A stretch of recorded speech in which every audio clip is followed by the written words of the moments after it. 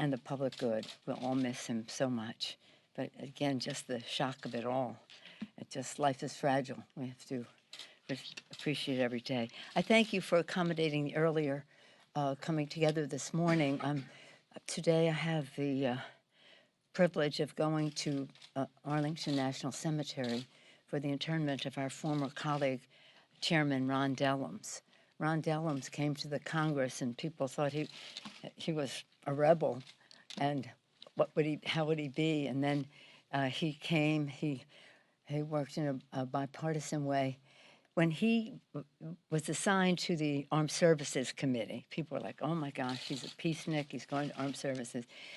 And Pat Schroeder was going to the Armed Services Committee, both in that freshman class. Just from a historic standpoint, you might like this story. The leadership was not crazy about the idea of these two progressives going to the committee. So they told them they didn't really have that much room, so they'd have to share one chair. Imagine how it was.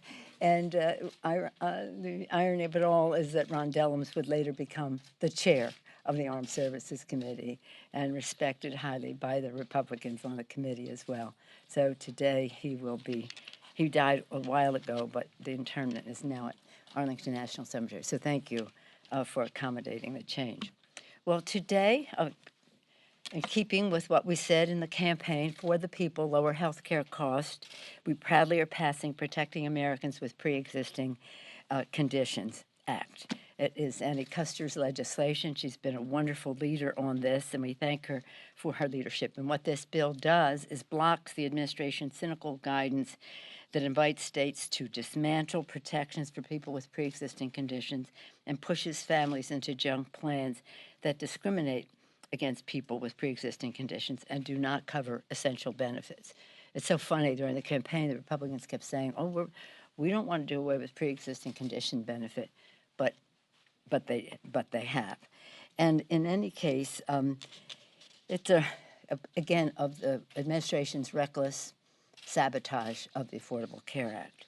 Yesterday, we passed bipartisan legislation to reduce the price of prescription drugs by making it easier for generics to come to the market. This week, we'll build next week. This is this week. It's a very exciting day that we'll be passing this legislation. We invite it to be very bipartisan, send it to the Senate, and hope that the President of the United States, who says he supports the benefit of pre-existing conditions, to sign into law as soon as possible. Next week, we'll build upon this action by bringing to the floor Strengthening Health Care and Lowering Prescription Drug Cost Act, a package of 7 bills to further protect families' health care and lower their health care costs. Now, in the time that we have been here, we've brought so many bills to the floor, but our committees have been very active in preparing other legislation. Hence, these bills this week and next are now ripe. One of them would further stop junk plans that can discriminate against people with pre-existing conditions, which I mentioned. Now, this is a further strengthening of that legislation, reversing the Trump administration's sabotage, once again, of enrollment outreach, and it helps states set up their own marketplaces, and more strong action against pharma's unfair practices with additional steps to move affordable generics to market. Part of that bill is this week, part next week. Again, as we prepare to celebrate Mother's Day, we're all celebrating Mother's Day. We probably won't have a basketball game that day. We'll have this all done by then. That's how we celebrate. Giants, Warriors. But Giants are playing my Reds this weekend in San Francisco. On Sunday? I guess they are. Well, I have to go to my granddaughter's play, and depending on the time of it, I usually would be going to a Giants game. As we prepare to celebrate Mother's Day, we're continuing to fight in the tragedy of maternal deaths in America. It's just it's so remarkable in this country that we would have this, and it disproportionately affects women of color. It's outrageous that women of color die from pregnancy-related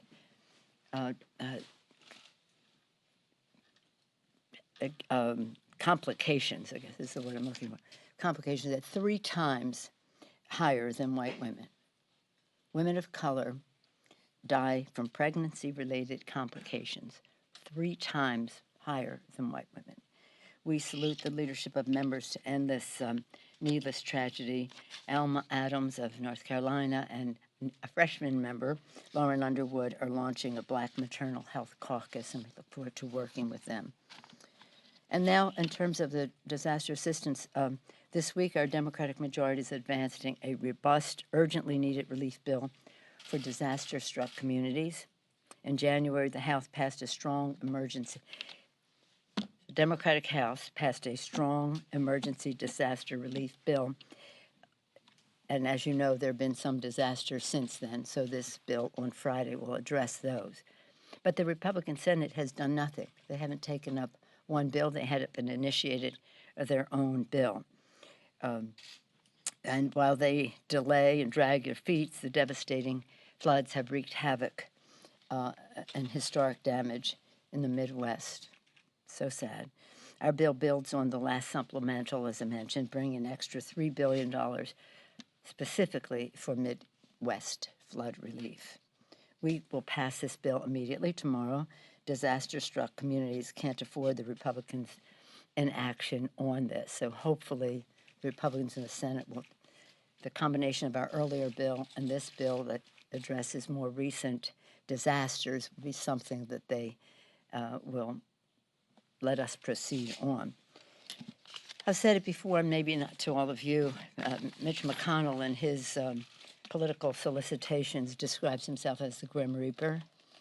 Would you do that if you were running for office? Would you want that to be your pitch? Let me give you hope and inspiration. I'm the Grim Reaper, meaning that he's going to kill every bill that comes over from the House. And I have news for him that the legislation that we passed, whether it's equal pay for equal work, whether it is Violence Against Women Act, whether it's net neutrality, whether it's H.R. 1 to clean up government, whether it's gun violence prevention, and H.R. 8 that we have, whether it's climate action now, all these bills have are popular, bipartisan support across the country. We've, in fact, chose legislation that and shaped it in a way that would have the most bipartisan support.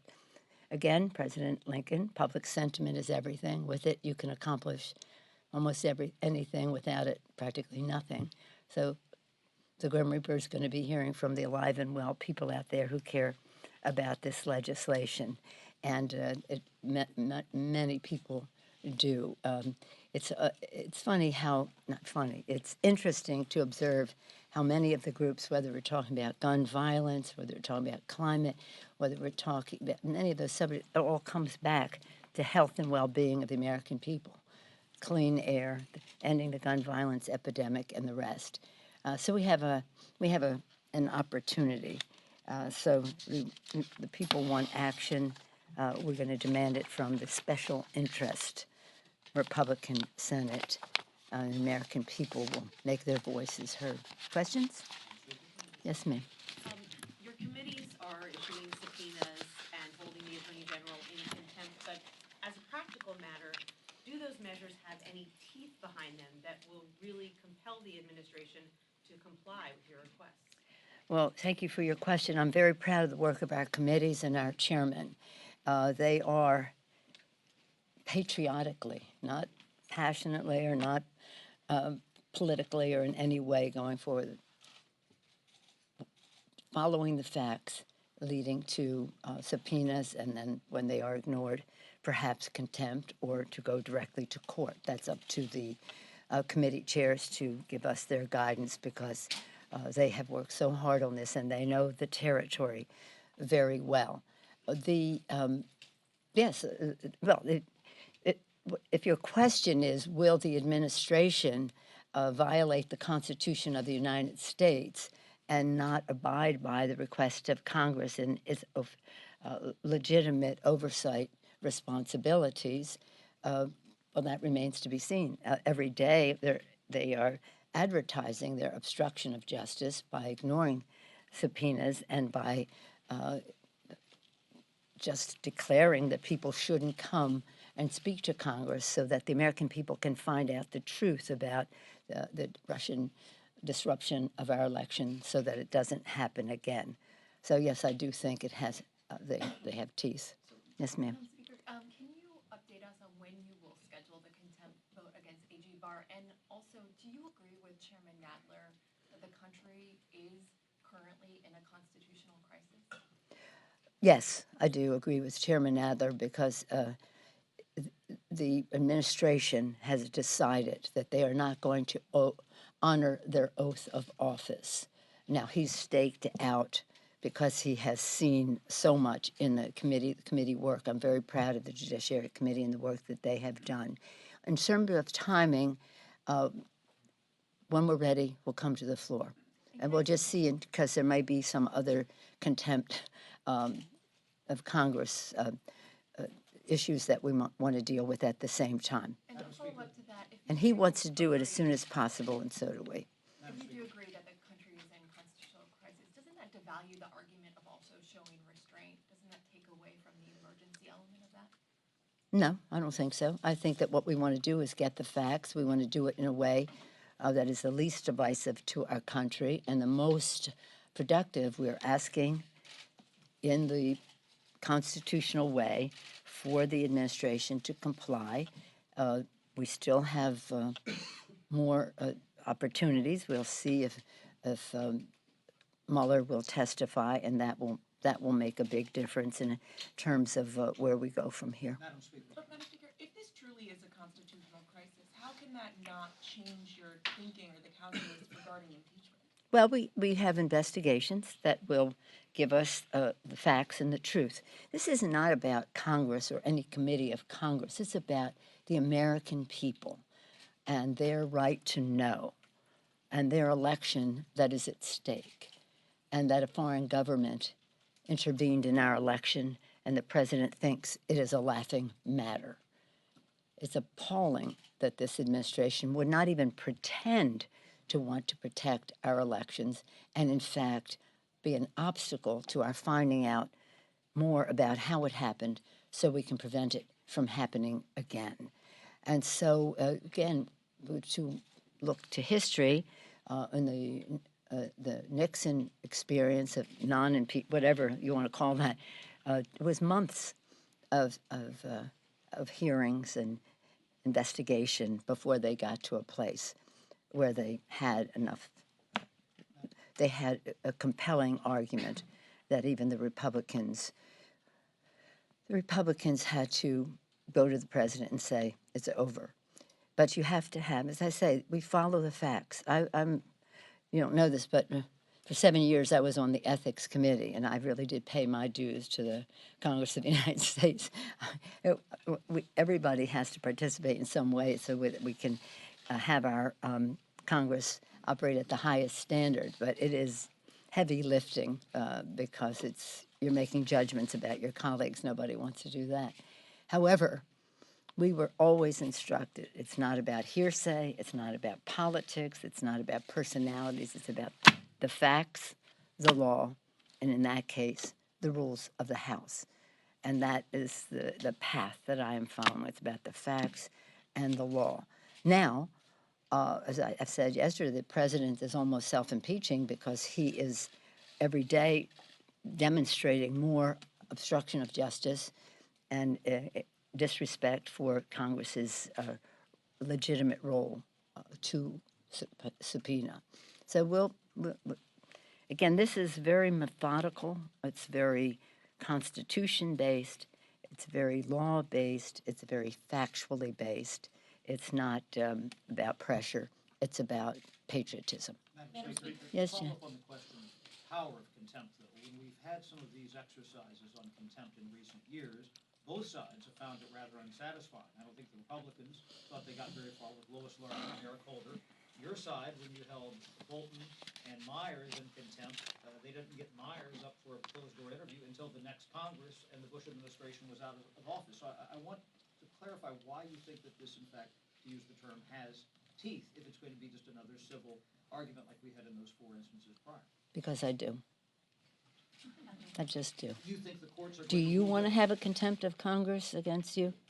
That is not a desirable thing for someone to have. And now we're not even talking about isolated situations. We're talking about a cumulative effect of obstruction that the administration is engaged in, and the president declaring that he is not going to honor any subpoenas from the Congress. So I support the path that our chairmen are on, and I do believe that it will establish the case for where we go from here. Madam Speaker? Yes, you ma'am. also This talked has to be the about last question because of the funeral. I'm the sorry. president goading you into impeachment. How do you balance dealing with that impulse as you perceive it from the president and the kind of timing that you've talked about here about the methodical nature and knowing that the courts have their own time? And some of your members are quite anxious to see things moving expeditiously. How are you going to balance that? We're going to do the right thing. That's just the way it is. And it is going to be based on fact and law and patriotism, not partisanship or anything else. I see in some of your metropolitan journals or other reporting that, oh, it's political, they don't want to... It has nothing to do with politics. It has to do with e pluribus, what our founders, the guidance they gave us from any one. They could imagine how many or how different we'd be, but they knew we had to be one. Impeachment is one of the most divisive things that you can do, dividing a country, unless you really have your case with great clarity for the American people. So what we want to do is balance, you're always balancing equities. The equity of the truth being known, made known to the American people. They are owed the truth. Uniting our country, keeping our country united when is one in furtherance of the other, or is one to the detriment of the other. That's a judgment that we have to make. And yes, there is some enthusiasm, but by and large, it's not as, you act as, sometimes people act, I'm not saying you, but sometimes people act as this, impeach or nothing. No, it's not that. It's a path that is producing results and gathering information. And some of that information is that this administration wants to have a constitutional crisis because they do not respect the oath of office that they take to protect and defend the Constitution, support the Constitution of the United States. 3 co-equal branches of government, separation of power. They don't support that, and that's what they're trying to, that is what, understand, because Chad used the right word, power. It's about power for them. And for the Republicans, as I said to you in a previous meeting, Barr, McConnell, Trump, their common bond, a special interest is in our country, whether it's the gun interest, whether it's the fossil fuel industry, not to paint everybody in one of those categories with the same brush.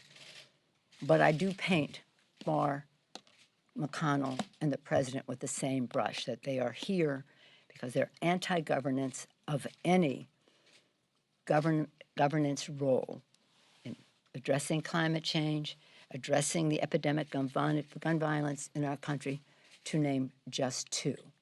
So people have to understand what this means in their lives.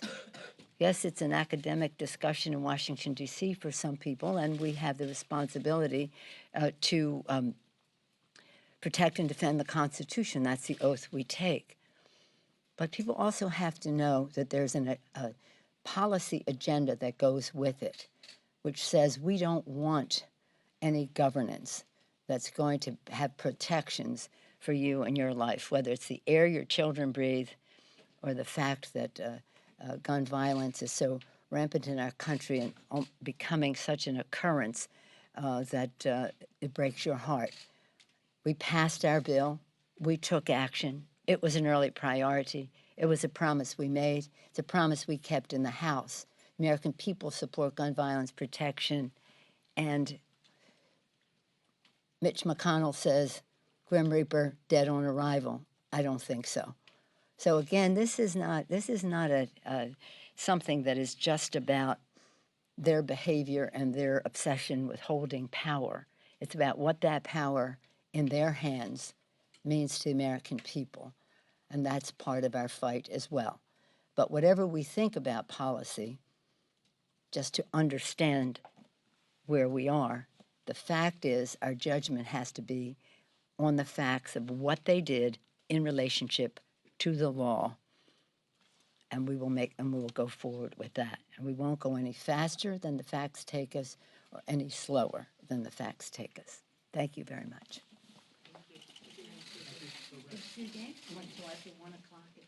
What's that? Oh, yeah, I know. Go Reds this weekend.